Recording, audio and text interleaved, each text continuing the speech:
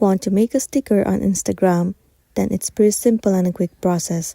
So without any further delay, let's get started. First thing first, move into your application Instagram, into your login credentials, and make sure that you are logged in into a specific account. Once you have been logged in, you need to swipe right and head over to your story section. After that, you need to click any of the picture or upload any of the picture for the story. Once uploaded, click on the sticker icon. You will see the option of cutouts right over here. You will need to click on it. From the gallery, choose any of the photo that you want to make the sticker. Let me choose this one for now.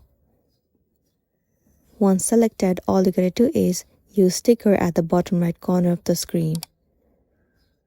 And there you go, the sticker has been made. If you tap and hold it, the sticker will be saved into your keyboard and you can use it later as well. Likewise, you can use any of the photo and make sticker like this. If this video helped you, give it a like and check out our next tutorial. Thank you.